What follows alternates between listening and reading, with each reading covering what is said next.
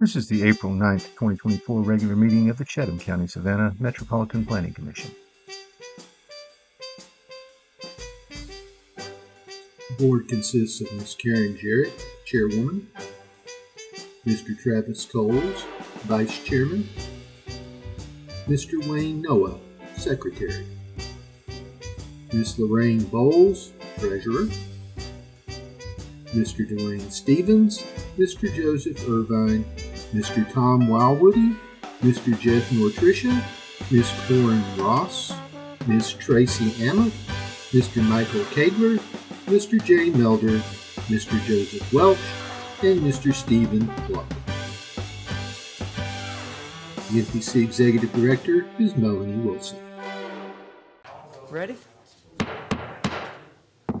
Good afternoon. The April 9th regular meeting of the Chatham County Savannah Metropolitan Planning Commission will now come to order.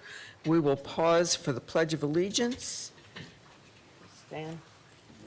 I pledge allegiance to the flag of the United States of America and to the republic for which it stands, one nation, under God, indivisible, with liberty and justice for all. All right, thank you, and please be seated. For staff, petitioners, and members of the public who are participating, our procedures will be as follows. The agenda is broken down into several parts. First, notices, proclamations, and acknowledgments. Next, the consent agenda, which consists of items for which the applicant is in agreement with staff recommendation, and there are no known objections. This will be followed by regular business, old business, and adjournment. For each agenda item on the regular business, the staff will make a presentation. The staff presentation will then be followed by a presentation from the petitioner, should they elect to do so. The petitioner will be allotted a time frame of no more than 20 minutes. The board may then ask questions of the petitioner or staff for clarification. Afterwards, the floor will be open for public comment. If you wish to comment on the item that the board is considering at the time, members of the public that are in person must fill out a speaker card and give it to staff, the blue speaker card.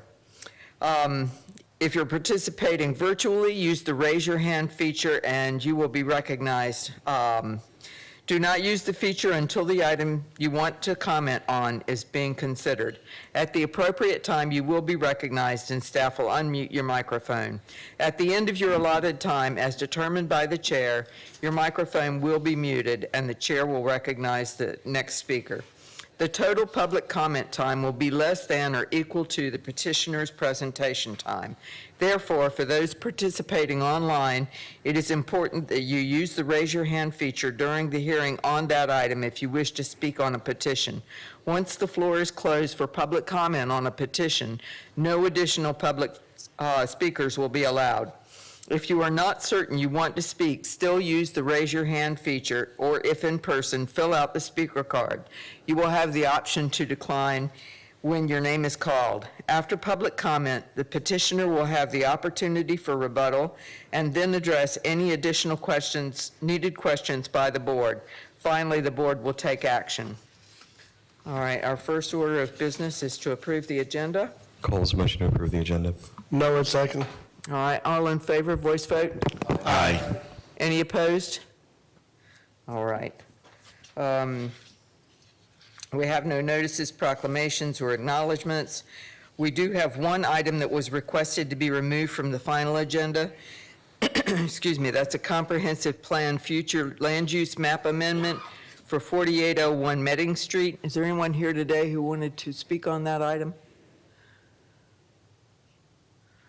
All right. Do I have a motion from? Coles, motion to remove item 1 from the final agenda. Plunk, second. All in favor, voice vote. Aye. Any opposed? Okay. All right. There are no items requested to be withdrawn. On the consent agenda is the approval of the March 19th, 2024 meeting minutes and the MPC meeting, the MPC meeting minutes. Is there a motion for, or should I just go through all of them? We can do them all together, can't we? Okay. Also, a major subdivision, Track N, Phase 1, 675 Highlands Boulevard, file number 24-000721, SUBP.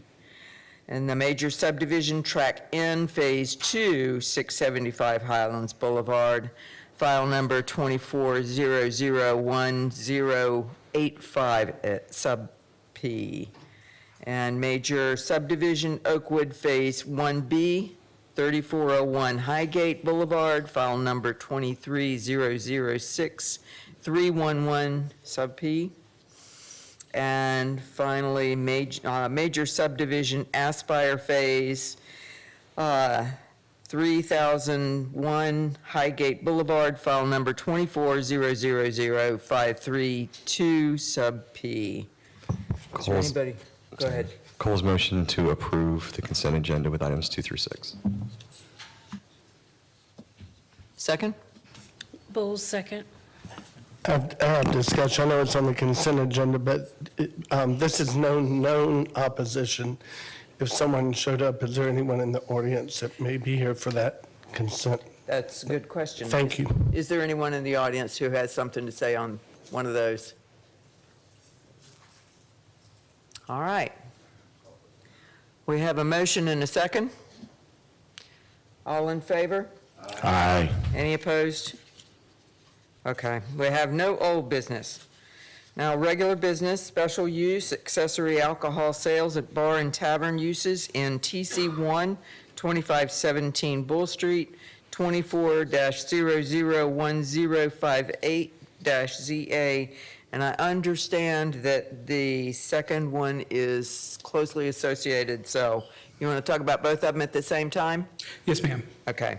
The second one is special use accessory alcohol sales, bar and tavern uses in TC1, 2517 West 42nd Street, 24-001104-CA. Okay. Excellent. Thank you, Madam Chair. Members of the board, Edward Morrow, Director of Development Services here at the MPC. I am going to speak to you briefly about these first two items, 24-001058-CA and 001104-CA at the same time.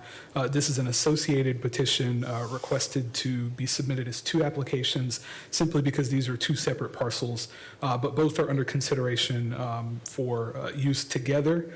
And the request is for three separate special use permits, the first for accessory alcohol sales in association with a restaurant, the second for bar and lounge use, and the third for a specialty wine shop. What you see on your screen is an aerial view of the two subject parcels here, both identified as 2517, the first on Bull Street and the second on West 42nd Street. This is an aerial view of the site. You can see it's near the intersection of West Victory and Bull Street. Also very close to a couple of sites that we've seen recently, Sayhay and the new Sayhay.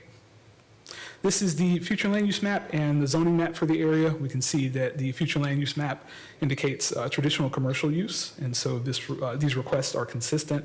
Also, the zoning is TC1.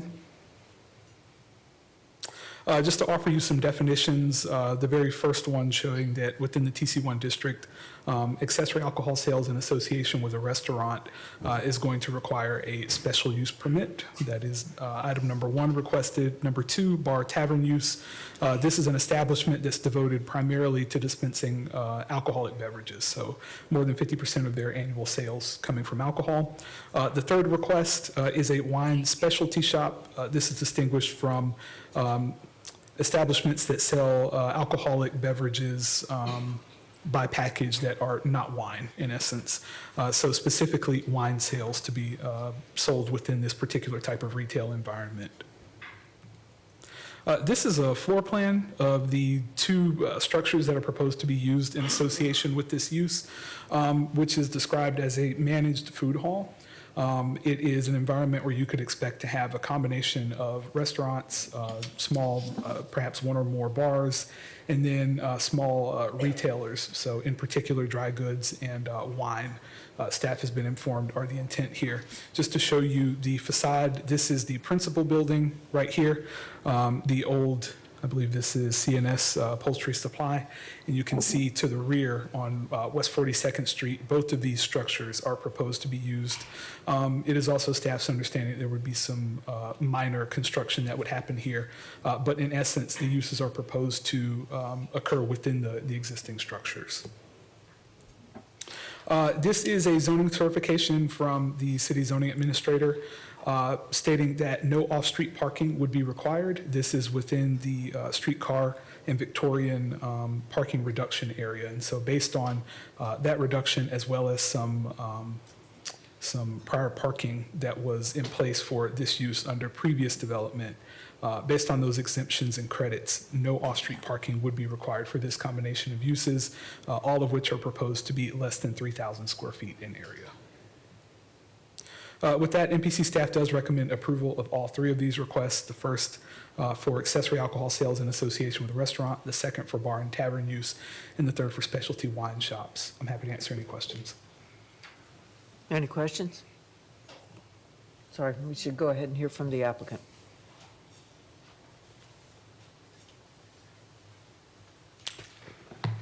Good afternoon, Madam Chair, members of the Planning Commission. For the record, Josh Yellen here today on behalf of the applicant, Starland Bow LLC. We also have with us, on behalf of the applicant Colin and Madeline from Light Air Wine Bar, which you might be familiar with, which is just down the street. Colin has been consulting on this project to make sure that we can get a good mix of tenants for this site, and is kind of the local liaison here. I do want to pull this up just 1 second. Nope.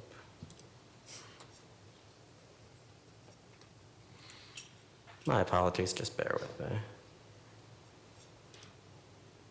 Well, that will be good enough for now. I will not continue to mess with it. But once again, we are proposing to do an actively managed food hall on this location at 2517 Bull Street and 2517 West 42nd Street. This site was previously the CNS Upholstery shop. It has been in use for a long time prior to this use, and this use is in need of some serious repair, as many of you have been to the site will know. Prior to this use, it was actually, and I will hand this out since that is not cooperating.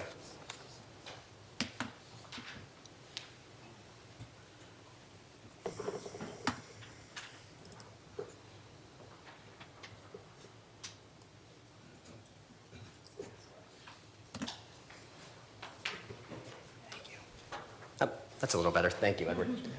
Prior to this use, this was actually an industrial bakery for many, many years on Bull Street. It was called Bart's Bakery, and they apparently had the patent on cream bread. And so this site on the right was actually an industrial production facility. For whatever reason, the Georgia Historical Society has taken all of their pictures down from the website, but they do have pictures of this facility, and it was a very intensive use. It was a large manufacturing facility, and what you can see in the photo that's being passed, which is being kind of cropped here, is that we had a door here and a door here with multiple uses, or the bakery use along with the retail use. At the back of the site, there's another door, which was another use affiliated with the bakery. And then the storage building in the back was also additionally part of the bakery. And so the intent of this project is actually bringing this corner and this site back in line with a use that was actually very similar to what was there when it was originally constructed. There was a question in the pre-meeting as it related to, okay, so you're coming in, you're asking for special use approval for this whole building. Has this been done before? And I will say that yes, for each and every large building within the Mid-City District that I've been involved in, we have gone through the same process. I represented Save-A-Lot when they did their plan. At the time, the salon was not there. They got lucky and got a big tenant to come in and take over much of the space, but that building was approved on a building level. We did the same thing for the Starland Dairy building, which is currently under construction. There are going to be multiple small tenants there. And we did the same thing for the building at 2424 Bull Street, which is where Yukio and Water Witch and Squirrel's Pizza are located. For these bigger buildings, and particularly when we have very active landlords, it often makes more sense to come in to get the whole building permitted up front. If we were to come in with 5 different tenants, we're adding $10,000 in application fees, plus the time of coming back here. We do not believe that this is actually going to be 6 different restaurant spaces or 6 different bar spaces. Our intent would not be to put in a bunch of tenants that are going to cannibalize their own business. But because all of those tenant mixes are in flux, there's been some talks with some dry good merchants, there's been some talks with some restaurants, some talks with bars.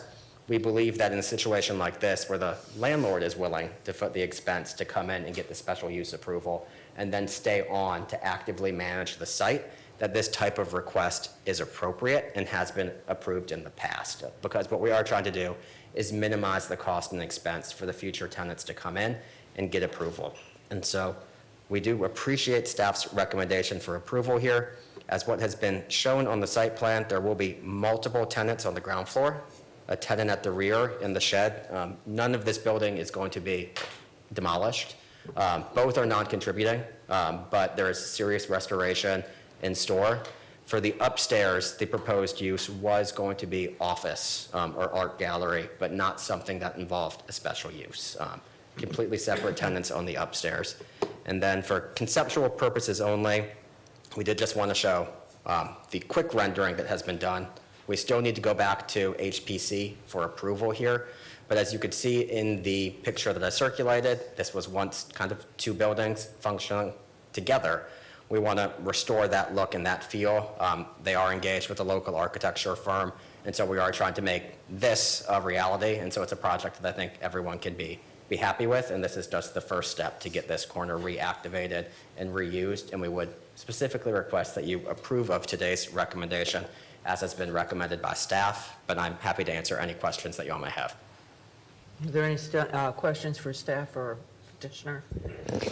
Josh, how much of the original structure is under all of that? That I do not know. Both are shown, at least on the contributing building map, as being non-contributing, with a date of 1975 and 1970. I do not want to get my client in trouble and say that, oh yes, there's complete buildings underneath, but at the time they were evaluated, they were deemed non-contributing. The applicant's plan is, however, not to pursue that road of demolition, but actually does want to restore and repair them in the footprint that they exist. Other questions? I have a question for staff. All right, go ahead, Dwayne. So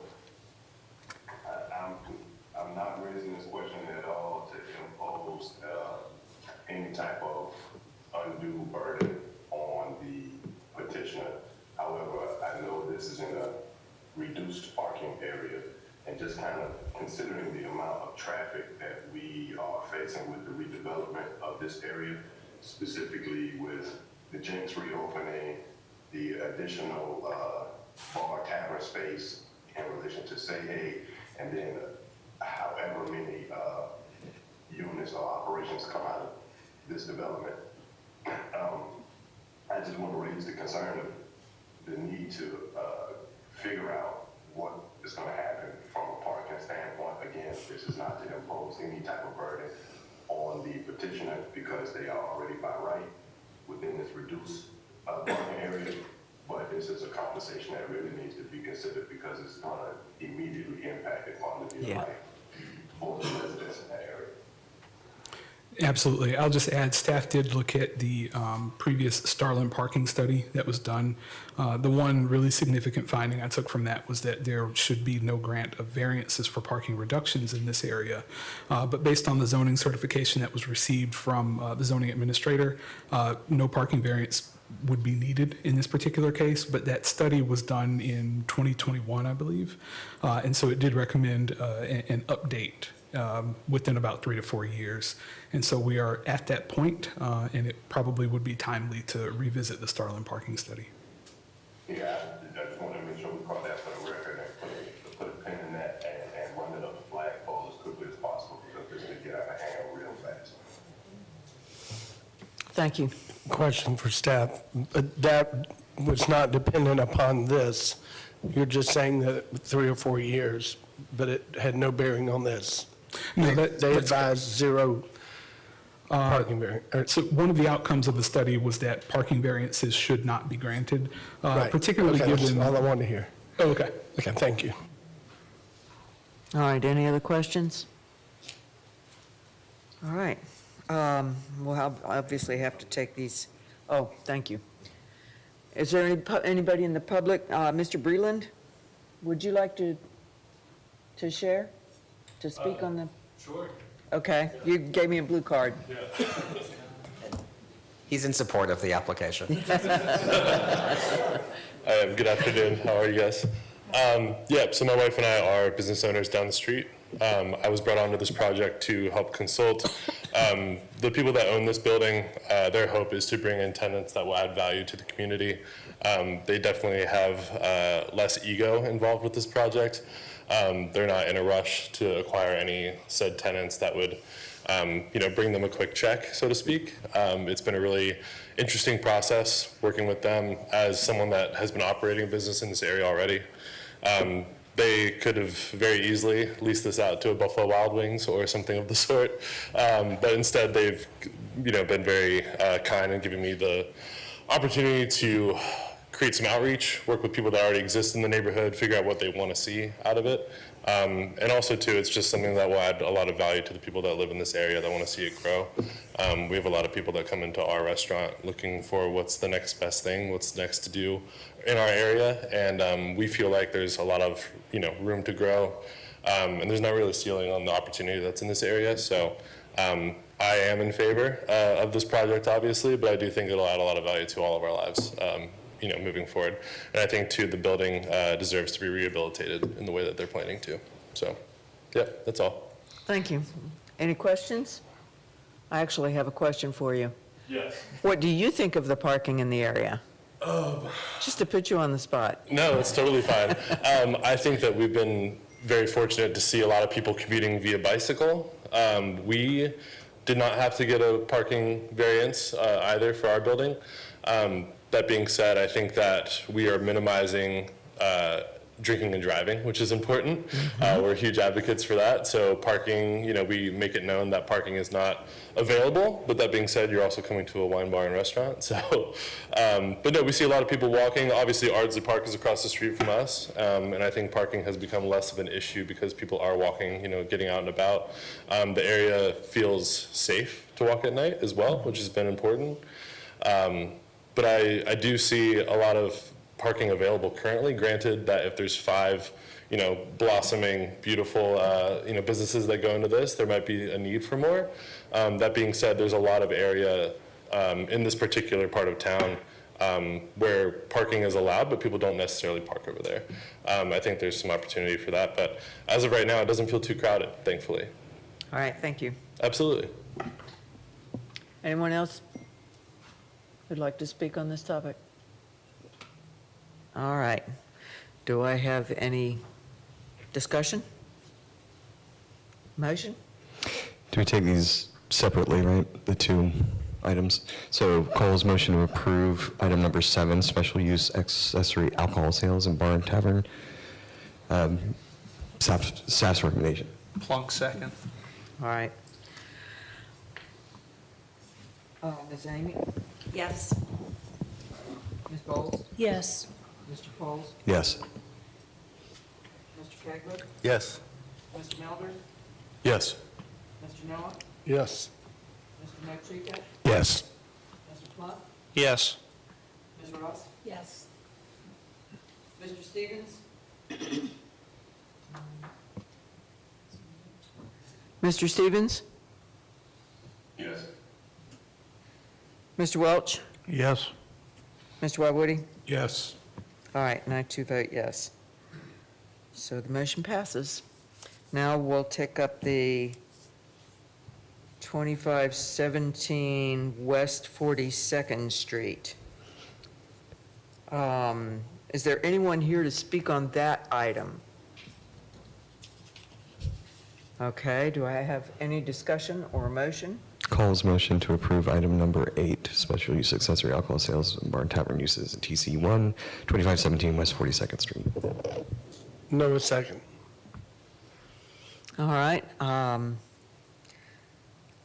Wildwoody? Yes. Mr. Welch? Yes. Mr. Stevens? Yes. Ms. Ross? Yes. Mr. Plunk, Yes. Mr. Notrika, Yes. Mr. Noah, Yes. Mr. Melder, Yes. Mr. Kegler, Yes. Mr. Coles, Yes. Ms. Bowles, Yes. Ms. Amick. Yes. I too vote yes. So that motion carries as well. Thank y'all. Thank you. All right, our next item is a map amendment, rezone from RA CO and PBC CO to PD, 100 Little Neck Road, 23003457-CA.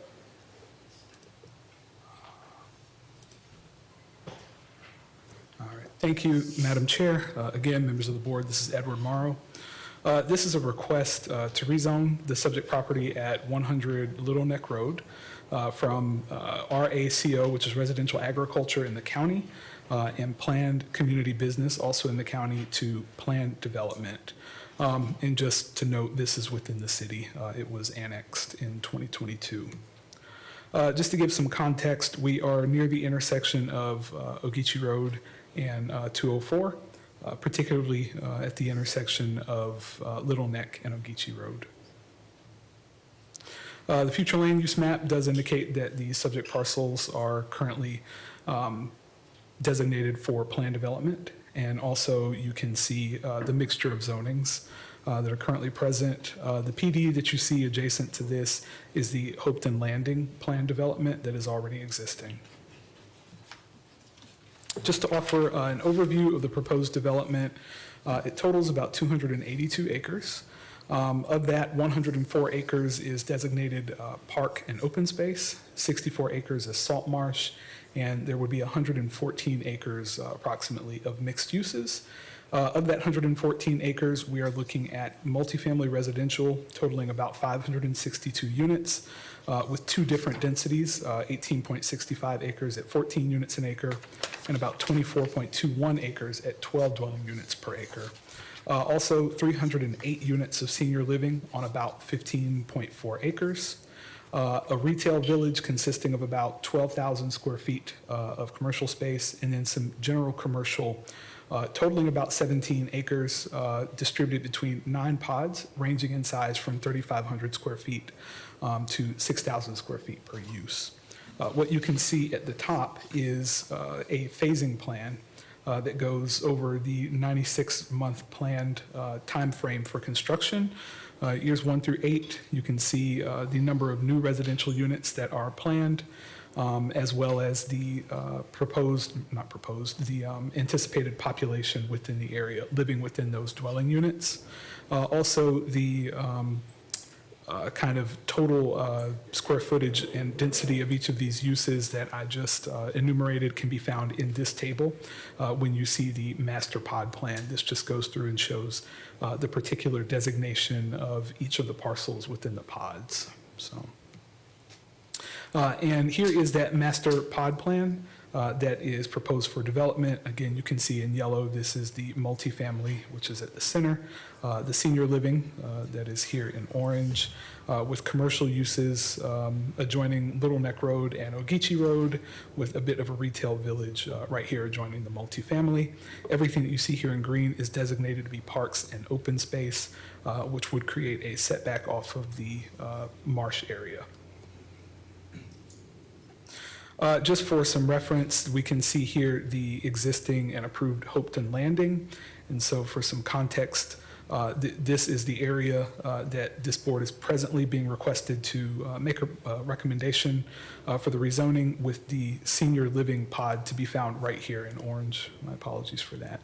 But you can also see here that there's some mixture of residential housing types and a little bit of commercial on the original Hopeton Landing as well.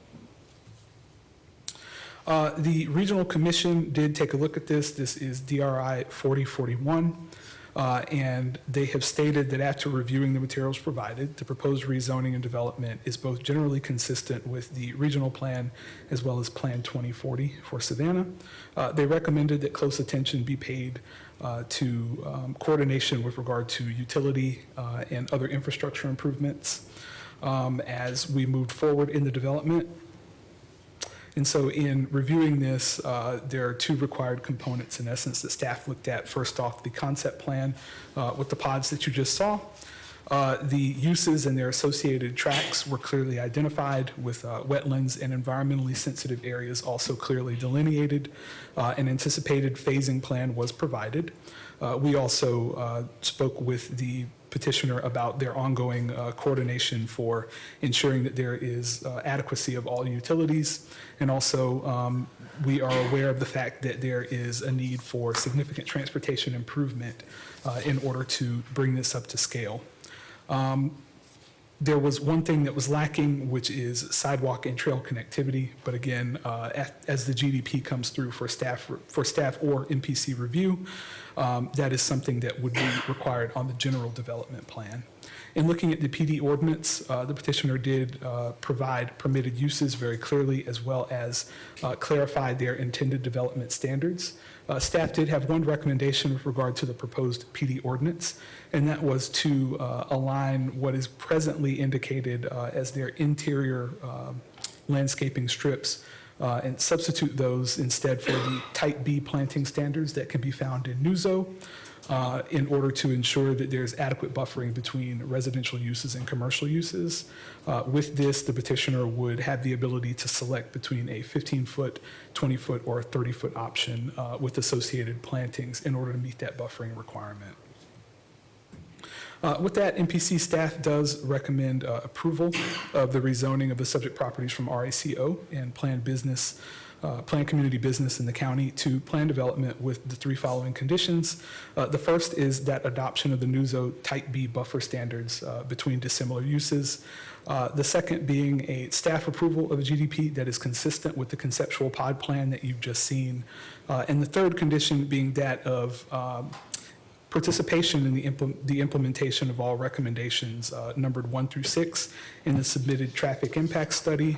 And for your reference, I'm going to pull this up just so that we can see that this is a part of the agenda. I'm going to go to the very bottom to the referenced addendum for items 1 through 6. And we can see items 1 through 6 here. And it enumerates all of the intersection improvements and signalizations that are recommended. With that, I'm happy to answer any questions. All right, thank you. Is the petitioner present? Yes, ma'am. Would you like to speak, please? 20 minutes for your presentation. But Mr. Morrow's going to be setting me up here. Good deal. This is you. I'll close that. There we go. Okay. Thank you, sir. Yes, sir. Good afternoon. My name is Ethan Underwood. I'm an attorney with the firm of Miles Hansford. Our address is 178 South Main Street in Alpharetta, Georgia. And I'm joined today with the developer, Mr. Charles Roberts, and his Vice President of Land Development, Bradley Russell. We are happy to be presenting this project to you. It's been a long time coming. And we were also pleased to sit through your work session. We know you had some great questions, and we're going to do our best to address all of those. With that, we do want to clarify, I'm hoping, I can't see what all is being displayed, but I'm assuming you're seeing what I'm seeing on my screen as well. But the property is now 274.52 acres. That's because the county has already acquired significant right-of-way from Mr. Roberts. That was one of the reasons it has taken so long to get through the process, was working with the county to get that right-of-way. So we are now down to 274.52 acres. And as stated, this property is currently inside the city, but it retained the old county zonings. Now, importantly, as staff noted, the comprehensive plan calls for this to be a planned unit development. One of the comments we saw in the staff report was saying, well, we think maybe RA is appropriate zoning. According to the comprehensive plan, it's not. The appropriate zoning for this is a planned development, which is why we're here to flesh out the details with you. As stated, the site is undeveloped, has been farmed for many years, but Mr. Roberts has actually already closed on the property. He's owned it for several years now, but you can see it's a remaining farm. So we are not unaware that a development of this type and this size has impacts. So we had several meetings with neighboring groups, and they expressed those concerns. What's the traffic impacts going to be? What's the new folks the architecture coming in here? So what we want to emphasize to you is the conservation aspects of this development, the quality that Mr. Roberts brings to his property. He's been developing for over 50 years and has done projects all over the southeast, and that this is going to be something that the city's proud of. With that, you can see in the next slide, the property is encumbered by a very large power pole easement. It's not going away. That is going to be here in perpetuity. It's going to have to be incorporated into the design. But that's important too, because you can't put structures underneath those power poles. So there's going to be significant landscaping that's incorporated into this part of the design, and then moving those commercial buildings along the highway and then integrating that with the mixed use project. As stated, we're preserving significant areas of salt marsh. We'll get into more detail of that. A retail village, as well as apartment and senior living.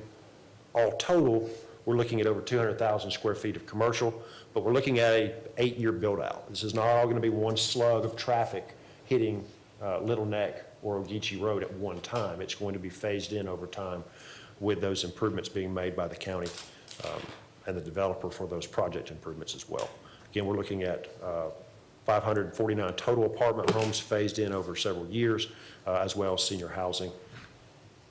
And we're proposing self-storage. Now, let's see, I'm trying to zoom out. There we go.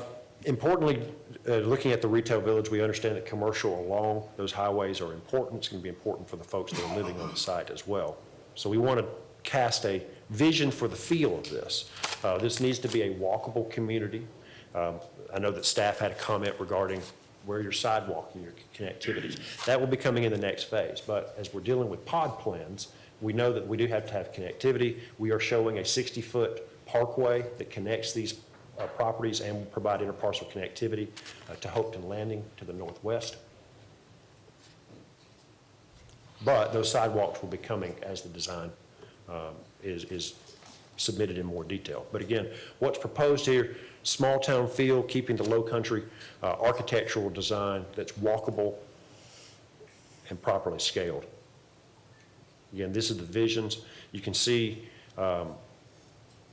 photos of some of the buildings that Mr. Roberts has either been involved with as a developer, or he actually has spent the last 5 years himself serving on the design review board in the city of Milton. So he understands sitting in a government seat and making sure that high quality architecture gets approved.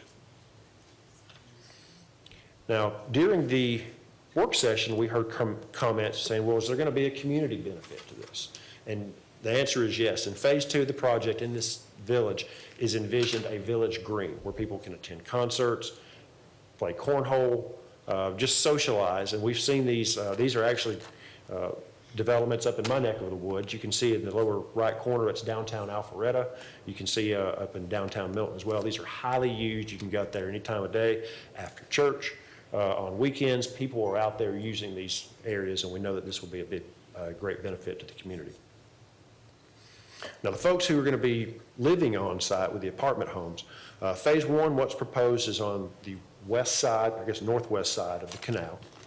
You can see the parkway that I had mentioned that's going to be the access point. That will provide access, one, to Hopeton Landing, but also provide access to the residents and the folks who are attending the commercial development or utilizing the commercial properties to Ogeechee and to Little Neck. But what we'll be seeing again, phase 1 will show a phasing plan, but west side, you're looking at 289 apartments coming on, and then as phase 2 goes on, in the yellow, an additional 260 apartment homes. Yeah, these are designed to have a low country feel, architecture that is complementary to the surrounding homes.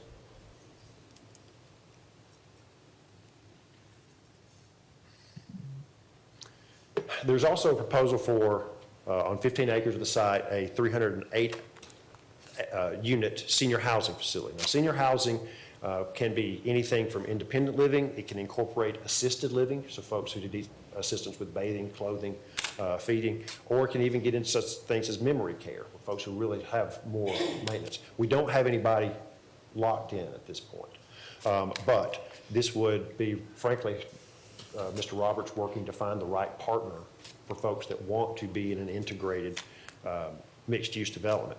We think initially it would likely be a 55-plus independent living facility, but certainly Mr. Roberts is open to other options.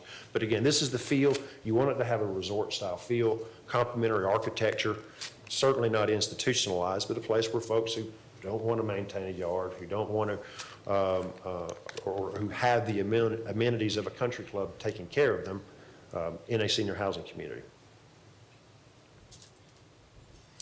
Now, the amenities that are proposed, this was a question that came up in the work session today. The amenities are proposed are for the residents here. So there's a significant amount of open space. Obviously, the salt marsh is not going to be disturbed, but this is going to be privately maintained. So it won't be open to the public to use these amenity areas. But with the roughly 550 apartment units, plus people coming into the town green, all that will be maintained by property owners associations. The open space that's proposed, again, you've got salt marsh that's preserved. You do have in green, which is known as open space, that will not be open to the public. That's going to be used exclusively for the use of the residents, because they'll be the ones paying to maintain that green space. Again, it won't just be left fallow. It's going to be a combination of parklands, water features, obviously the marsh will be preserved, and also pocket parts. See, this slide shows that there is already an abundance of open space. It's important to try to preserve as much of that as possible. What's shown in this plan is almost 60% of the property is preserved as open space. The developments of the phasing, this is what we were talking about a little bit earlier. Approximately 106 acres, a little over, will be developed. That'll be on the west side of the canal. And then as that is built out, phase 2 would open up with additional housing and then with the village center. Now, the biggest concern I think we heard from both neighbors and from the Planning Commission in the room was traffic design. We understand that. The county is finally moving forward. They, as noted, they've acquired right-of-way from Mr. Roberts to start making the improvements that are coming along. And I think the question came up, is the developer comfortable with staff recommendations? The developer is certainly comfortable paying his pro rata share of these improvements. I do have to state for the record, we can't be asked to do everything for the county and for the city. I mean, frankly, this stuff, there's needs from a large church on the that uses the road, from the existing neighborhoods. There's need there, but we do certainly acknowledge that this development will add to that, and it is certainly fair to ask for a pro rata contribution from the developer. With that, I do also need to clear up a couple of things. I guess add some scope to comments that were in the staff report. One, we did want to clarify the acreage modification. That's because of the right-of-way acquisition. So we are dealing now with 274.52 acres.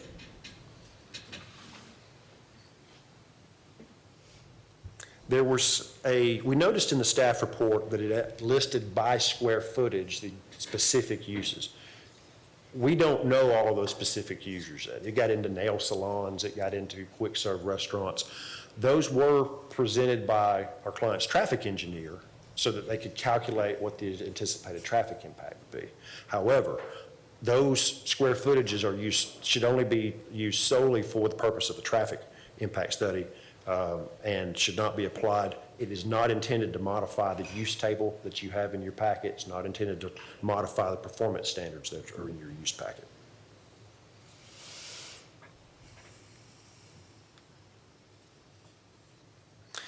There was some discussion with neighbors. We're talking about fill of a pond. We wanted to clarify. I think it just, the materials just didn't have the context. We were asked about a pond on the site. There is no existing pond. There was a pond that Mr. Keller filled in very long time ago, but there is no pond on this site. We had some neighbors, I think, that were confusing this with the Hopeton Landing tract. They were asking, well, what about the cemetery? There is no cemetery on this site. They were asking about the pecan orchard. There is no pecan orchard on this site. All that's further up to the north. So we wanted to clarify for the record, Mr. Roberts has no control over those, but obviously won't be impacting them because they're not on his property.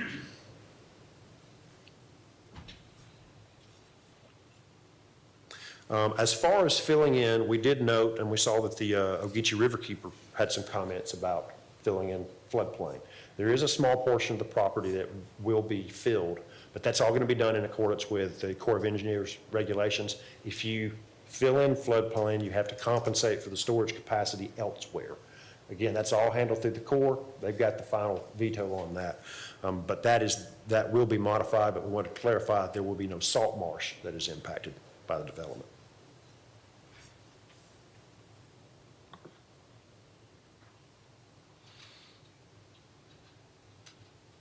And then finally, I guess, as what we stated earlier, the developer has no problem. We did talk about traffic concerns and impacts and when the traffic signals coming in. We're concerned, I guess, when we see the zoning conditions that says, thou shalt address all of these different lists of traffic improvements. Again, we have no problem with the developer contributing its pro rata share. We just don't want to have permits held up and say, well, you can't get a permit until you get all of these things taken care of. There's a lot of players that need to come into that. And then last but not least, I will address the staff's comment on buffering. Mr. Roberts has no problem with adequate buffering and landscaping of a site, but we do want to make sure that whatever is approved, whether it's type B buffer or whether it's the landscape strips we originally proposed, that doesn't interfere with the interconnectivity of the residential and the commercial. We heard a comment saying, well, we want adequate separation between residential and commercial uses. Candidly, we don't. We want people going back and forth between the commercial and the residential, so it is a true mixed-use development. With that, we do appreciate your time and consideration. We're happy to answer any questions, and we'll reserve any time we have remaining. Thank you. All right, thank you. Questions for the petitioner or staff? Go ahead. Sir, Mr. Welch, did you say that y'all may have a memory facility there? We do not know. And the answer is we've asked for senior housing, and senior housing can be 100% independent living. It could theoretically have a memory care aspect to it. We do not have a user in hand. It is a possibility based upon what we've requested. We think it's most likely the folks that are going to want to live this close to commercial, it's probably going to be independent living. Okay, because I know that would require nursing and the likes of somebody wandering off, into the land. So I was just curious. Understood. When you mentioned that. Thank you. Yes, sir. Go ahead, Mr. Whitty. I have a couple of questions about, you agree that this development is subject to the widening of Little Neck? How do you mean, sir? You really couldn't do this development until that's completed, is that correct? I don't know that, if you're saying we couldn't get any building permits, I don't think that is correct. I think construction could begin, and Mr. Roberts has worked with the county to provide them that right-of-way that they're needing for this improvements. Okay. Next question. The commercial, what I see is, identified areas of commercial, but it doesn't really have a limiting factor of what its uses are. And I know that the plan district requires commercial uses within the character of the neighborhood, but is there any limiting factor on what those commercial uses are going to be? Do you have that idea in your head about what those are going to be? Will you reference current existing use tables? How are you going to come up with a limiting factor on what those commercial uses will be? The use table itself designates permitted uses and non-permitted uses. I believe what we did discuss, specifically tire stores are not going to be an allowed use on the property, and any of the commercial pods, but if you'd like, I'll step over here and get the spreadsheet, but it's very in-depth as to those uses. Yeah, I didn't see that in the packet. That's why I was asking about it. There it is. I'll look at that while you're. Thank you. Yes, sir. Thank you. Yes. Other questions? Go ahead, Ms. Bowles. You mentioned that the community made reference to a pond that you mentioned was filled in earlier. And then there's another section that's going to be filled in. And I was looking at the green space that you have on site. It's not the kind that uses stormwater, right? So it's going to be sheet flow off of that kind of manicured site. That's correct. And so, but you mentioned that you are working with the Army Corps of Engineers to address stormwater management. Okay, with the Army Corps as well as EPD and the city, correct. Thank you. Anything else? Okay. Thank you. Mr. Wabudi, did you have? Yeah, no, I Okay. And I actually have a few myself. I'm sorry. When the traffic study was done, did they consider Little Neck Road as a 2-lane or a 4-lane? I'm going to defer to our development vice president, who's also an engineer. I think she can answer. Hello, for the record, I'm Bradley Russell. Our engineers considered it as a 2-lane before our development and then considered it with the improvements that are proposed by the county So after the development. the road really is, or the development really is dependent on the road as far as the level of service given in the transportation study, correct? So yes, with the traffic study with the build out, it did, yes. Okay. Okay. And during the pre-meeting, we did talk about more connections, and we kind of got some vague, yeah, we'd like to do that, but is there any way that we can assure that we have more connections? Or I'm sorry. can you give me information on how we're trying to pursue those? So we are actively working with our neighbor, and we have provided interparcel connection at the location shown in our master pod plan. Thank you. And they have that connection permitted with the city of Savannah already. And that will be our one connection? Yes, ma'am. No other connections are anticipated or being pursued? No, ma'am, with, here we go. So the interparcel. Let me answer that. That is a 60-foot right-of-way and a main parkway that you see running along the power line. Can you please state your name for the record? Yes, ma'am. Charles Roberts. All right, thank you. So access and interconnectivity is critical for us to bring all the neighbors next door and the neighbors on Al Henderson to that intersection. While you're looking at a pod plan, this is really my transportation plan also. So there's a serious, expensive connection there at Al Henderson because there's a lot of people coming that direction that allows them to come into the property, turn right on the parkway, and go up to the retail and into that retail component. We've done a lot of retail. We understand retail. We understand it's got to be easy to get to, whether it's on a bike, golf cart, or a car, or walking. And so that parkway runs into the neighbor. It's up to MPC and Savannah on how the neighbor uses it. We hope he uses it wisely and continues his parkway, or our parkway, into his property. And then all of that traffic stays off Little Neck and flows up to the restaurants, the shops, on our parkway. The roundabout that I'm doing, we have extensive in the hundreds of roundabouts in North Atlanta in the last 10 years. And our traffic is moving better than ever because we had a disaster in traffic 20 years ago at the Olympics. So a roundabout takes care of the morning rush, the evening rush, and it's moving that traffic the way it should move. So there's no stop signs. Those traffic circles are at least $250,000 each. And you see it at Al Henderson, so they can work the traffic circle. And then you see it at the apartments and the retail traffic circle. And you see one more behind those pads, because earlier in the work session, you talked about service roads.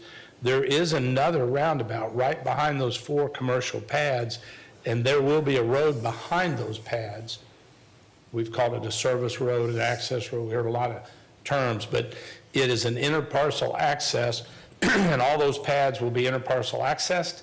They will have an exit out the back into the road that runs behind those pads into that roundabout. So this pod plan, the internal how you do the apartments, code's going to require that. Code's going to require so many parking places. That's elementary to the importance of the county canal, the drainage, and the road network that I'm creating at Al Henderson. I am in total agreement with the county and the county transportation department as we worked out that right-of-way over 2 years and the giving of that right-of-way and the eliminating of several driveways onto Little Neck. And they're very happy with this, and we reached that agreement about 6 months ago. So pay attention to the parkway. It is a major 60-foot right-of-way. It's $1 million road that'll be built through there so that all of my traffic is internal unless it's going to leave the area. And then it's got to go out on 17 or Little Neck. And that will be functioning all the time, keeping everybody inside a planned mixed-use development. We need those housing units to go shop at that retail.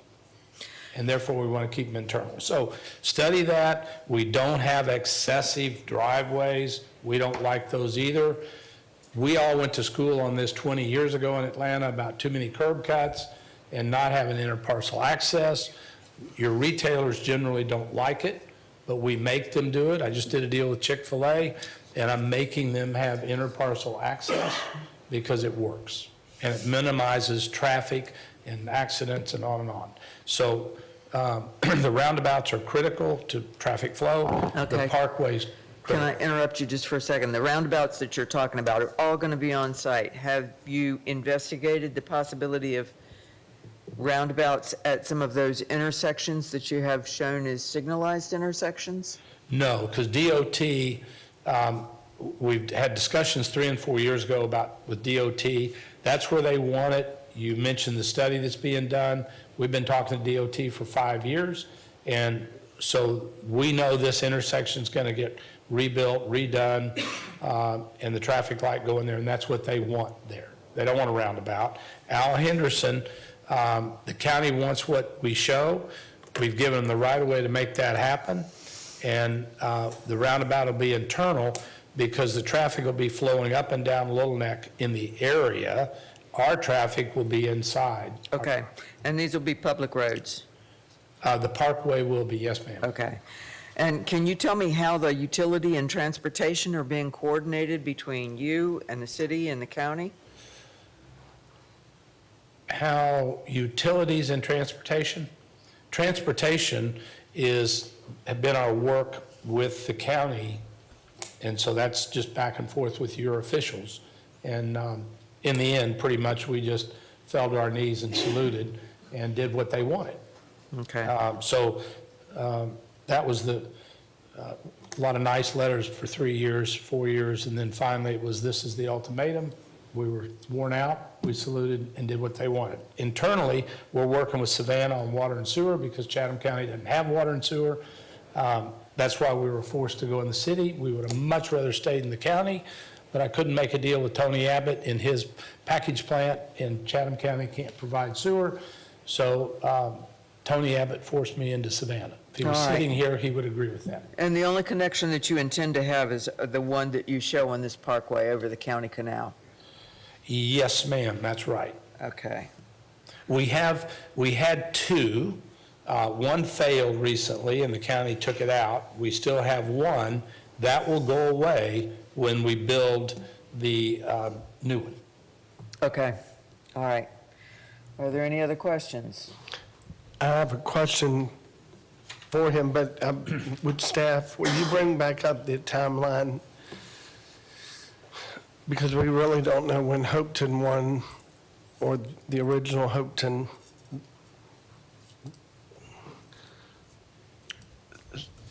Just to be Looking sure. at when senior living will come online. Oh, sorry.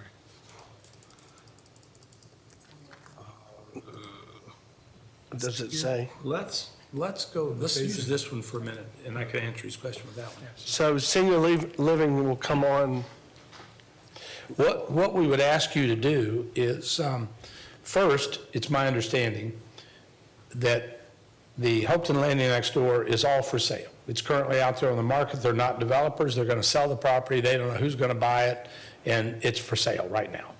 So they're not developers. It's going to all get sold. We're going to rely on you to watch them, make sure we get quality development next door. On mine, I'm going to do phase one, which is the first apartment complex and the senior living and some of those pads out front, and do the Al Henderson intersection first. That'll be over the next 3 or 4 years. The second phase will be out front. We have a signed agreement with in-market to do an in-market out there.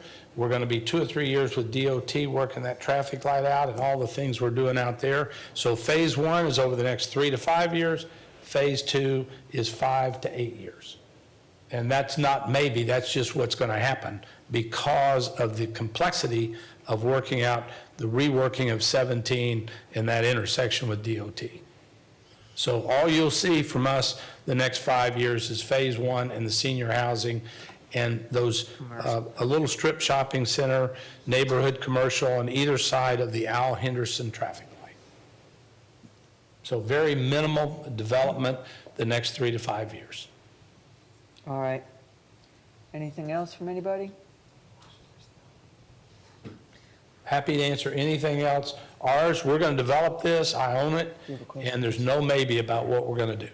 All right, Mr. Coles has a question for staff. Mr. Morrow, the attorney mentioned them being willing to do the pro rata contribution for the traffic improvements. Are those the improvements on the addendum? Is that what we're discussing?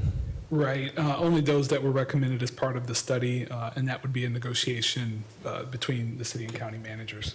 So for the staff's recommendation, number 3, to implement the recommendations, are we saying for them to, for the developer to pay for those things or to agree to work with the city and county? That should be restated to say to pay their pro rata share, to work with the city and county in cooperation. And one more question. As far as the point 1 of the adoption of NUZO Type B buffer planting standards, I understand the developers' idea of having it kind of more incorporated, the residential and business. How does the staff feel after having heard that about having a buffer between the two? We're amenable to that, but we would like to see the GDP, just so that we can understand what the intensity of the two different sides would be. So if we have the GDP come back, maybe strike that first recommendation until we've seen that? Yes, sir. Okay, thank you. And if I could add that we're happy to bring it back. We exceed everything you require, and we're happy for you to look at it and share it with you, with staff, as we go along.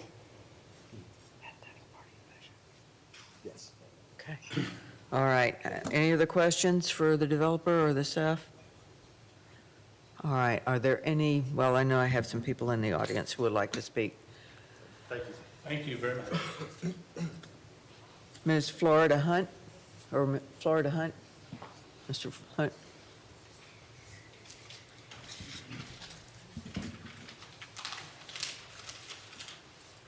Good afternoon. Hi. My name is Florida Hunt, Deacon Florida Hunt. I represent Bethel Missionary Baptist Church, which is right on the corner of Little Neck Road and Ageechee Road. Wonderful presentation. You had some beautiful pictures, but you didn't show a picture of my church. That's right across. Have any of you been down Little Neck Road lately? In a new car? It'll be an old one if you keep riding down Little Neck Road.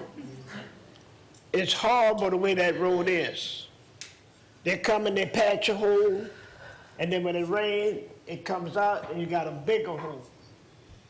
Any of you been down Highway 17 Ogeechee Road around 4 o'clock in the afternoon? Traffic. They already putting 2, I think it's 3, apartment buildings down Ogeechee Road. And you supposed to put all of this over right across the street in Keller's property, and we have no objection to the Kellers improving it. My church comes from the Kellers. January 3rd, 1803 is when our church was established. Right down the road on Little Neck Road, there is a grave. Part of it is Keller, and the other part is Bethel's gravesite. So my question, and I want to put it where the goats can get it. My church services that I used to have at 6 or 7 o'clock have been pushed back to 7:30 or 8 o'clock because of the traffic. We can't get people in. And I know you say you're going to do it in 5 years, 6 years, but right now, we're in trouble. If there's a wreck on 16, you cannot get down Ogeechee Road, it's bumper to bumper. And now if there's a wreck on the road, all lanes are blocked because they're bringing fire trucks down. What are we doing about that? That's my problem right now. Businesses you're putting in the area, I don't know what they are. Is there a liquor store going to be in there? If there is, we're opposed to a liquor store. We're opposed to a nightclub over there. We're trying to save souls, not send them to hell. So I already promised you, no liquor store, no nightclub. You and I talked, and I said. Let's let him speak, and you can speak later. I am concerned because we just, everywhere you look, we're just blowing up. Sir, can you make sure that you're speaking into the microphone, please? I'm sorry. Everywhere you look, we're blowing up with new apartments, warehouses, and we still have homeless people in the community. Mm-hmm. We still have people that can't afford the places they're living in the community. In the Bible it says, vanity, vanity. It's all vanity, said the preacher. That's it. Thank you, sir. Chase Rosen?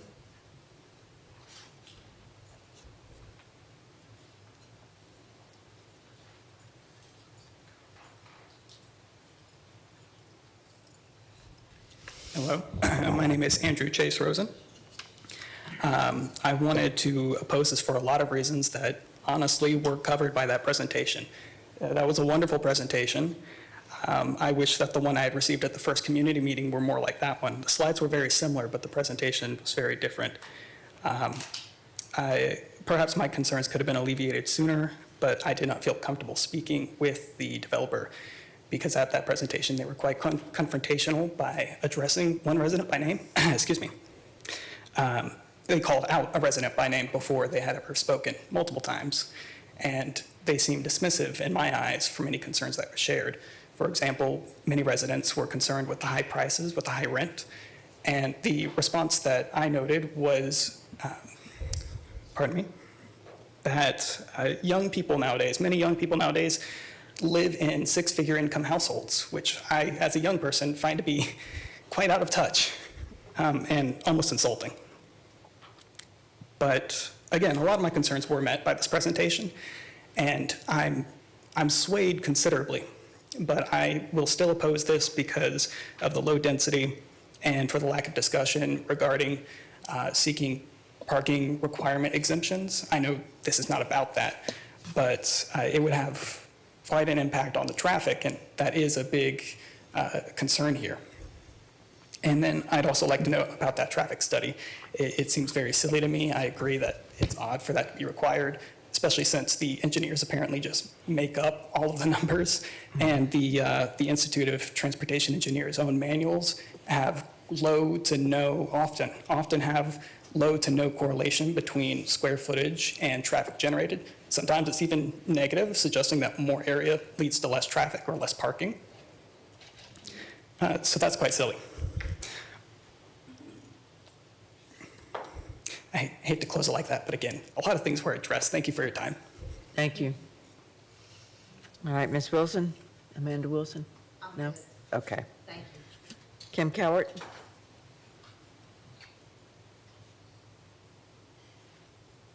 Well, I live across the street from If you this. could come. I'm sorry. And My state name your is Kim for- Cowart, and I live across the street on Highway 17. I think it's an awesome thing for us to have something on the south side that is worthy. The traffic has been tremendous. I've been there 25 years. There is no change. I don't want to point my fingers, but from this side or the county or the DOT and God only knows, there's wrecks every day. So you can't blame a developer that's coming in for more traffic when we hadn't done anything before they got here. And if you pull all the police reports, you'll be amazed how many dump trucks, cars, ambulances hitting each other.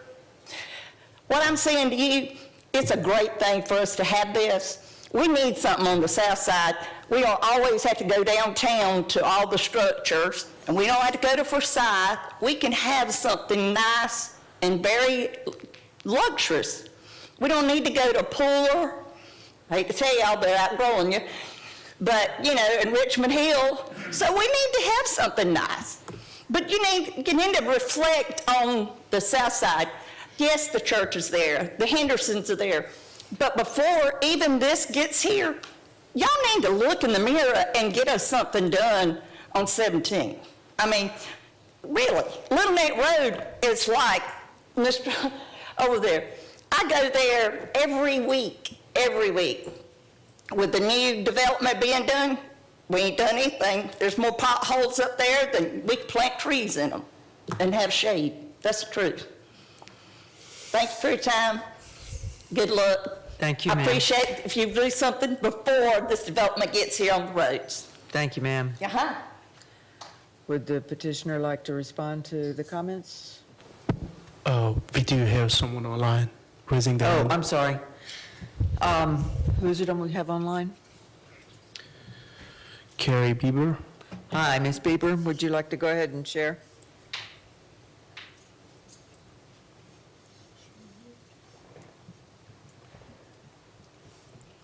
Ms. Bieber, can you unmute yourself?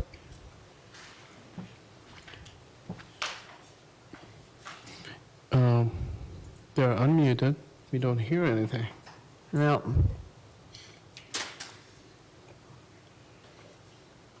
Ms. Bieber, are you there?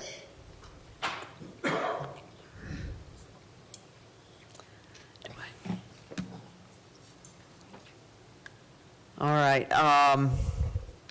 I'm sorry, Ms. Bieber, we don't hear anything, and I'm just going to have to move on. All right. Is there anybody else online or anyone else who'd like to speak? No. All right. Okay. Any discussion among board members? I have a little discussion. Just because we seem to be running into this frequently with these planned developments, is that they're popping up before the infrastructure is there to support them. And we're in the Savannah area. It's no secret that we are in a housing crunch, and so we're needing more housing. So I understand the frustration that everyone feels, because I feel it too when I'm stuck in traffic and driving over potholes that could swallow my truck. We're not necessarily the body that can control the state DOT and get them to widen roadways and build this infrastructure. We're really here to see if the areas are appropriate and the zoning changes are appropriate. So as a board member, personally, I absolutely feel for everyone that deals with the traffic and the infrastructure issues. But I just want to be clear, we don't have a lot of control over the roadways. So I would recommend definitely reaching out to your state representatives and senators and putting pressure on them to put pressure on the DOT to invest more money in our area, because we are one of the fastest growing regions in the state. So just wanted to say that. Yeah, unfortunately, I don't think it's just DOT. I think it has to do with county and city cooperation as well. So obviously, we need everybody to work together to improve these roads. Any other comments? Discussion? Go ahead. I would be interested, and I'm not sure that this is protocol, but we have both the city manager and the county manager here, and you just alluded to the fact that they need to be communicating as well. And earlier I'd asked if there was any definitive plan to widen Little Neck, and I believe I was told no. So I would like to hear. What's in discussions, yeah. I'd like to hear from both our city and county manager because nothing's happened there. The road is deplorable. I'm stunned at the terrible condition that it is, and all the development that has happened over the last couple of years. But there doesn't seem to be any foresight to improvements. So I'd love to hear their perspectives. I think Mr. Kegler's ready to respond. Yeah, I will address part of that. There is a plan in place to 4-lane Little Neck Road. It's been on our Chief-Splosh list. And I'll let Mr. Melvin speak on the city's behalf, but we have been in discussions as to how we go about solving that problem. So it's not that it's being ignored and neglected. I think we're looking at an issue now, how do we pay for it? And that's kind of where the county stands on. Can I just ask one point of clarity from the county manager? That widening was on the last T-Splosh list. Yes, sir. Yep. Did not get passed, correct? Thank you. As soon as we get Mr. Go ahead, Mr. Jay Melder, Melder. City Manager. All due respect to the chairwoman of this board, I do believe that the city and county do have a very good cooperation and coordination when it comes to these items that impact both county right-of-way and city property, and I welcome the petitioners to the city of Savannah. The county manager and I and our teams actually met last week to discuss Little Neck Road as well as other roads. I think the county manager is correct. The constraint here is resources, and the state allows for a special purpose local option sales tax to be devoted to transportation. Our region and our voters have not opted to take up that transportation revenue source 2 times.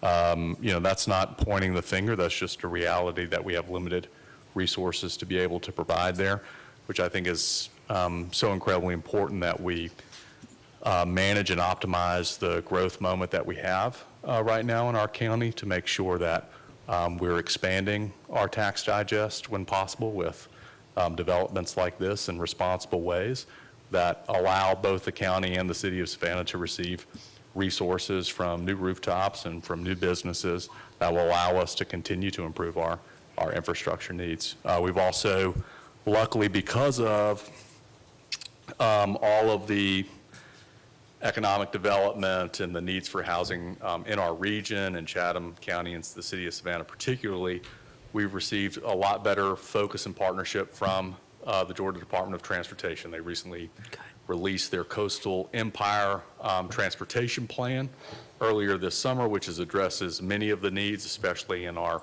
growing western part of the county and city. And I think that with the state's budget, which allocated several hundred millions, over $1 billion worth of local infrastructure and roadway expansion across the state, a lot of that's going to be focused here in the Coastal Empire region, and we can just look towards that report to know exactly where those investments are going to be needed. And even if they aren't along Little Neck Road, specific to this development, any resources that we get from GDOT or that are leveraging Federal Highway Administration dollars are more local resources that we can put to our local roads, like Little Neck Road, like Bush Road, like the roads that we're continually talking about here at MPC. So that's a long answer to the short question. But we met last week and actually I think came up with a cooperation, the terms of a cooperation agreement where the city and county could work together to improve specifically Little Neck Road. But again, it's about finding those resources, which we don't grow on trees here in Savannah. Thank you, Mr. Melder. And I understand Ms. Bieber was having some technical difficulties, but you have her on phone now? Yes, ma'am. Carrie, you can speak. Yes, hi. Can you hear me? Can you? Yeah, yes, I think they can. Okay, my name is Carrie Bieber. I'm with the West Chatham County Community Watch, and I'm also with the West Side Coalition. And I agree with the comments that Mr. Rosen and Deacon Hunt made earlier. I was that person who was called out in the public meeting. I was there to listen and see the presentation. I had a list of questions I wanted to ask. And unfortunately, there was not any type of Q&A during the meeting. It was more people in the audience getting frustrated and calling out concerns and no Q&A. I'm not sure still why I was singled out at the meeting. We shook hands when we left. I was told in the email on August 21st that they would include West Chatham County Community Watch and everything that they did going forward, and I have not heard from them since that email. So I was a bit disappointed with the outcome of the meeting and how things were handled. But another concern for me is always a concern when I see errors in reports. I noticed in the traffic report that it said Chatham County has an impact fee ordinance in place, and the off-site system improvements are covered through the impact fees implemented by the county. That's not correct that I'm aware of. The city of Savannah has the impact fees, and I did not see any documentation in the files to support that Chatham County has approved of any of the off-site improvements.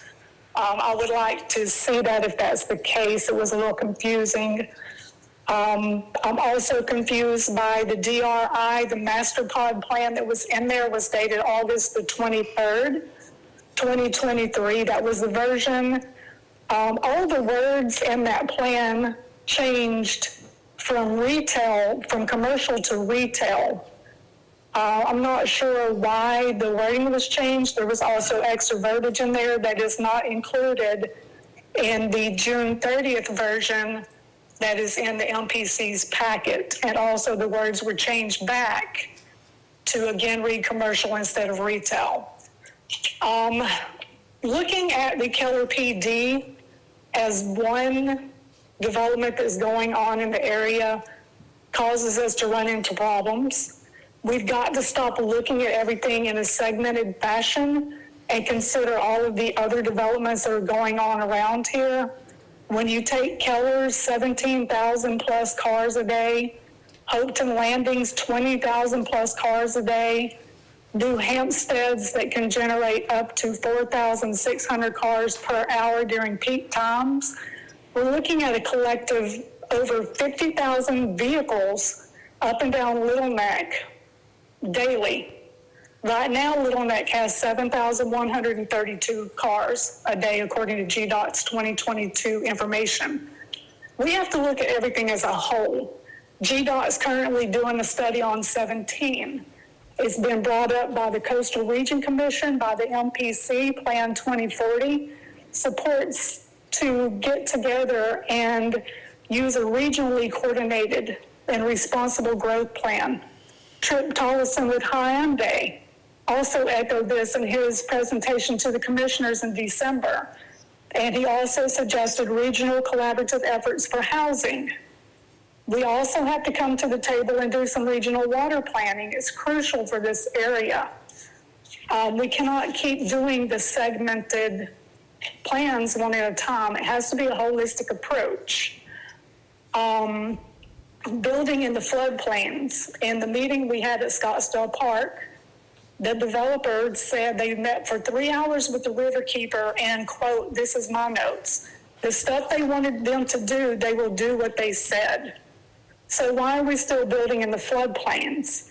This is a 100-year floodplain. There's a common misconception that it only floods every 100 years, and that's incorrect. The reality is that in a lifetime of a 30-year mortgage, there is a 1 in 4 chance of experiencing flood damage. If it was a lottery, I'd play a 1 in 4 chance, but I'm not doing that with my home. So we really need to try and follow the riverkeeper's recommendation to not build in the floodplains. My last comment is we have seen on Little Neck what happens when you rush into developing. The city of Bloomingdale currently has 2 truck stops up by John Carter in Highway 16. They rushed into these truck stops without the proper drainage plan. They didn't get the DRI done. They're on probation with DECA. When it rains, a normal storm event, the road floods. There is water standing in the road. That water flows to the Little Ogeechee, which runs Thank you, from Ms. Bieber. Bloomingdale We need to stay on all the way down Little Neck to where the topic. Keller PD is. We've got to stop and slow down and let the current flood studies and the current road studies catch up to the development that we're already doing. Thank you, Ms. We have Bieber. got to plan for smart growth. Carrie, Yes? I think they're trying to wrap up Okay, comments. okay. Thank So we you. have to start somewhere. Please vote no. Thank you very much for allowing me to speak. Thank you. Uh-huh. All right. Any rebuttal from the developer?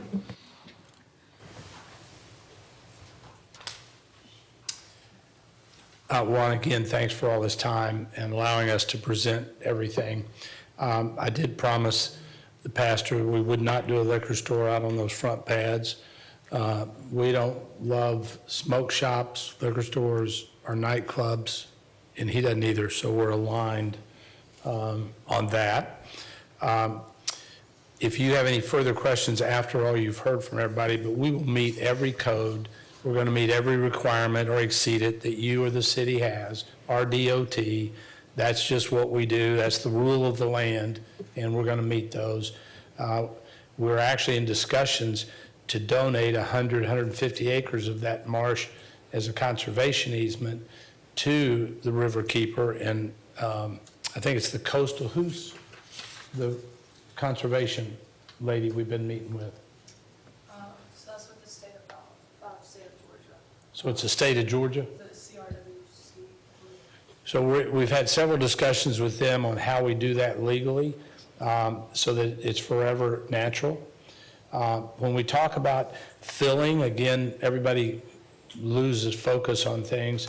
We're going to fill on that lot at the very end about 2 acres, which we have the right to do if we compensate and do everything we're supposed to do to create that 4th pad out front. So that's the only thing we're doing in the floodplain, in that 150, whatever it is, 2 acres up there right on the corner. And there's drainage issues off of 17 onto us that need to be fixed also right there. That as we fill that pad, we'll fix that with DOT. So that's the filling is 2 acres to make that pad work. And otherwise, again, we just want to work with each municipality, meeting all your codes and requirements. Thank you. As we go forward. Thank you. For all your time. All right. Madam Chair. Ms. Bowles? I have a question for the petitioner. There was an issue that was raised regarding affordability. How was that addressed? I don't believe there's any specific initiatives that are being proposed. However, as far as the rents we're looking for, folks, I think we told the neighbors was, we estimated these rents would start probably around $2,000 per month. Unfortunately, that is becoming the affordable standard. But these are not going to be designed to price people out of the market. These are going to be designed to facilitate people who are going to be working and using this commercial development. Madam All Chair. right. Go ahead, Mr. Melton. I think there were just some really great questions that Ms. Bieber brought up that I think should be addressed. One, it's always good to hear from Ms. Bieber and the West Chatham Coalition. I think they represent their concerns very well, and hopefully our developers will treat them as important stakeholders moving forward. But I do want to point out some specific issues where we are doing some good regional planning that people should look into. One, she mentioned CETA. The county and the city, as well as other surrounding counties, have funded a housing study through Georgia Tech for the region, and I want everybody to be paying attention to those results and the recommendations that come out of those results. As far as regional traffic and transportation and planning, again, I would point to GDOT's Coastal Empire study, which shows what happens if we do nothing about our roadway, and it's pretty scary stuff. So it's really important that we dig into those areas, and I would encourage people to tune in to the Metropolitan Planning Organization, which is part of this body as well, for all of those regional transportation issues that are brought up, which do include local roads. So I think it's really important that our stakeholders are familiar with those processes as well and what their communities are doing around planning. But I absolutely agree with her that we have to do better regional planning, and we have to be more transparent about how we get there. Thank you, Madam Thank Chair. you. 17 is part of the MPO's responsibility, correct? Yes, it's part of a study that was just started earlier this year that I mentioned, so. But Little yes. Neck Road is not. Well, I think you have to kind of look at the map and the boundaries. Anybody that's interested in that study, if you go to our website, you'll see a tab that says core or the coastal area. I'm sorry, I'm having a senior moment here, but basically it's the MPO, and it has the boundaries as well as more information regarding that study that's ongoing right now. That is something that the county's undertaken, but we do spend a lot of time actually here at MPC and with the Corps trying to help with regional coordination for transportation planning, as well as working with the Capital Area Transit Group, or CAT, to deal with transit as well, because that's another component that needs to be addressed as we're moving forward to try to address all of our needs. All right, thank you. Any other discussion?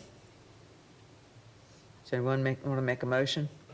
Coles, I make a motion that we approve the staff's recommendation with the following changes: that we remove item number 1 from the recommendation, and that we change number 2 to board approval, not staff approval, and that we amend item number 3 to be specific about requiring the developer to contribute their pro rata responsibility to the addendum improvements on the roadways.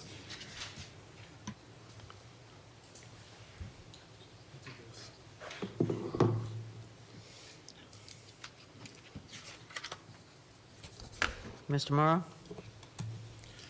Staff would be amenable to that. I'm just going to try and, Reword it for us. when you do these Is there things a on the second? fly, they never pan out. Do we have a second? Thank you. For discussion, the last one, the pro rata, on the traffic impact study, was that same terminology used on? I meant, correct, was that same terminology and idea used on Hopeton when we did it? Just a question. I don't for believe staff. so.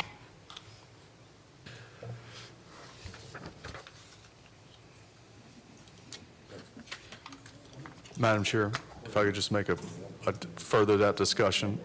I would think that the pro rata share of any type of transportation or infrastructure improvement would have to be done through some type of an agreement with the developer and probably the owner of the right-of-way, which at this point is the county, and the city as the jurisdiction that would be approving this. So that would be separate and apart from a zoning matter. We've done that before, but I just want to make the board aware that it wouldn't necessarily be part of the zoning approval or disapproval, but it would have to be a separate cooperation agreement. And you could enforce that without Without the implementation request. I think the recommendation is sound. Yeah. Thank you. But it's separate and apart from the zoning matter. Thank you. So leave out the pro rata altogether. Well, I have no objection to that being a part of the recommendation. Okay. So do we take a vote, since we've got a motion and a second at this point? Sure. Any uncomfortableness? All right, Ms. Amick? Yes. Ms. Bowles? Yes. Mr. Coles? Yes. Mr. Kegler? Yes. Mr. Milder? Yes. Mr. Noah? Yes. Mr. Notrika? Yes. Mr. Plunk? Yes. Ms. Ross? Yes. Mr. Stevens? Yes. Mr. Welch? Yes. Mr. Whitewoody? Yes. I too say yes. Well, let's see what we can do to get that road improved. It really does behoove all of us, I think. Thank you.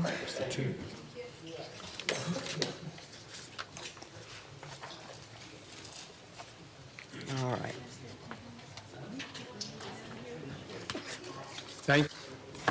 Thank you. All right, we have no presentations, no other business. I'm sorry, we do have other business. I just want to make sure that I remind all of you that we have a special called meeting on April the 23rd at 1:30 here. So please do your best to attend. We would not want to be stuck without having a quorum. There's only one item on the agenda, and that is to look at the Gwinnett and Broad Street Plan Development Project. So again, that's on April the 23rd. Sent back to us Here. by City Council. And it was sent back to us by City Council to do another review of that. Do we currently have a quorum committed to that meeting? Right now, no. That's why I am mentioning it again. We really need to have a quorum present. We can have participation on the phone, but we have to physically have a quorum here. So it won't take a ton of time, or it will take as much time as you take with regards to questions or concerns that you might have, but there's only one item on the agenda. Okay, thank you. The other thing too is that for those of you that did not get an opportunity to get your photo taken, the photographer is here. So please, and he's set up, so please stop by because we would really like to have all of the photos of all the board members taken. So, and he's set up in the front of the building, so. All right, thank you. Yes. If I may, this may be a little premature, but wanted to ask, just kind of the general nature of why council sent it back to us for review. Like I said, maybe a little bit premature to ask that, but I was just curious so that we can kind of have a real idea as to what we will be diving into, what we've already explored. Because I didn't get a chance to see the council, so I'll say that I'm not 100% sure why they sent it back. All right, thank you. I will just, in general, if you don't mind, Madam Chairperson, the council wanted us to take another look at this project because there've been a number of changes made that actually staff recommended between the item leaving MPC and going to the board. The city manager was involved with working with the developer to encourage them to make some of those additional changes, and they wanted to make sure that the MPC got an opportunity to look at those changes and address any other questions or concerns that the community might have before they make a final recommendation and decision on the item. So that's why it's coming back before this board. All right, thank you. Is that got you taken care of, Mr. Stevens? That's good, Phil, I appreciate it. All right, good deal. Motion to adjourn? All right, second, anybody else? All in favor? Aye. Okay, thank you.